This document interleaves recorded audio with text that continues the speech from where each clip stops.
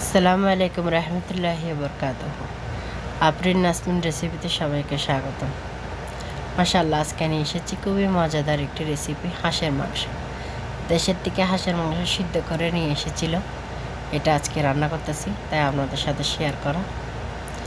এখন যেহেতু কুরবানি চলে গেছে, তাহলে বিভিন্ন রকমের মাংস তো বাসায় আসে, তাই ভাবতেছি আজকে হাঁসের মাংসটা রান্না করি। আমিও খুবই অসুস্থ, আল্লাহর অশেষ রহমতে হজ পালন শেষ হয়েছে আমার, তাই আজকে একটু ভয়েস দিয়ে করতেছি। কয়েকদিন ধরে এমনিই আমি ভিডিওগুলো ছাড়ছি, ভয়েস করতে পারি নাই, এখন অসুস্থ, ভয়েসটা একটু বাজা বাজা হচ্ছে আর কি।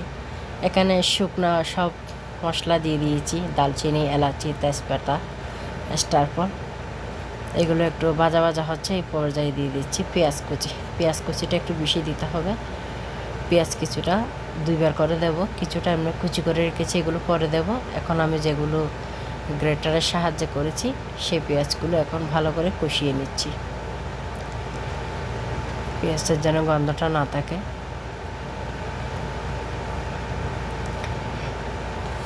আসলে হাঁসের মাংস খেতে আমার অনেক বেশি ভালো লাগে, তাই অসুস্থ থেকে ভাবতেছি আজকে মনে হয় হাঁসের মাংস দিয়ে ভাত খাওয়া যাবে।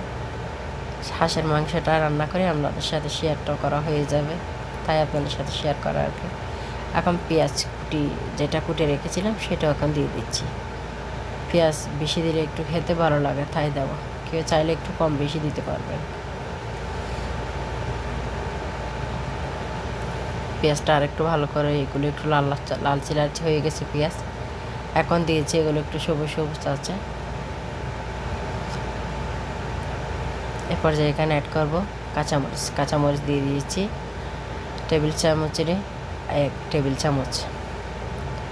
আর এখন আদা রসুন বাটা দিয়ে দেব 1 টেবিল চামচ। বেশি দেওয়া যাবে না, যেহেতু মাংস কম, তাই একটু কমিয়ে দেব।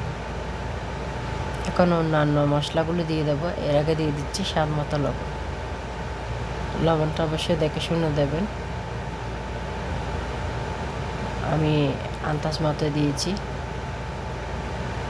বেশিও হতে পারে বা কমও হতে পারে। এখন দিয়ে দিচ্ছি আধা টিস্পুন আপনার জিরার গুঁড়ো। জিরার গুঁড়োটা বাসায় করা। আর দিয়ে দিয়েছি 1 চা চামচ ধনিয়ার গুঁড়ো। হলুদ দিয়ে দিচ্ছি আধা চা চামচ। বাড়িয়ে কমিয়ে কেউ চাইলে হলুদ একটু বেশি খেতে পারে, তারা একটু বাড়িয়ে দিতে পারে। আর মশলা দিয়ে দিয়েছি 1 চামচ। এখানে আমি গুঁড়োমরিচ দিচ্ছি না, কেউ চাইলে একটু গুঁড়োমরিচও অ্যাড করতে পারে। যেই মিক্স মশলা আছে ওখানে তো অলরেডি শুকনো মরিচের থাকে, তাই অন্য মশলা মানে মরিচের গুঁড়ো অ্যাড করতে হয় না। ভালো করে অনেকক্ষণ কষিয়ে নেওয়ার পরে এখন দিয়ে দিচ্ছি মাংসটা। মাংসটা অবশ্যই অনেকক্ষণ কষতে হবে, যেহেতু ফ্রিজে ছিল তাই।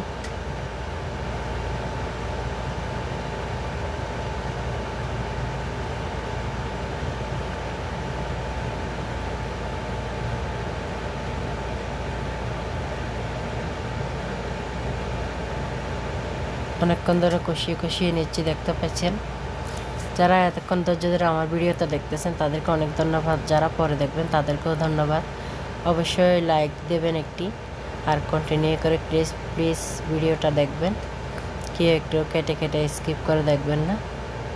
আমার মাংসটা অলরেডি কষানো হয়ে গেছে, একটু ঢাকনা দিয়ে দেব 3 মিনিটের জন্য। 3 মিনিট পরে দেখুন মশলাটা একদম উপরে উঠে গেছে, তেলটা। এই পর্যায়ে পানি দিয়ে দেব।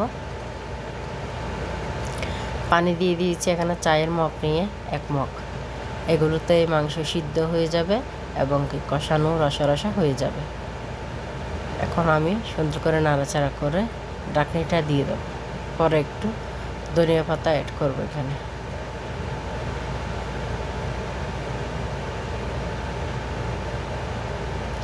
সবাই কুরবানিতে নিচ্ছে, অনেক আনন্দ করেছেন। এখন ধনিয়া পাতাটা দিয়ে পরিবেশন করব।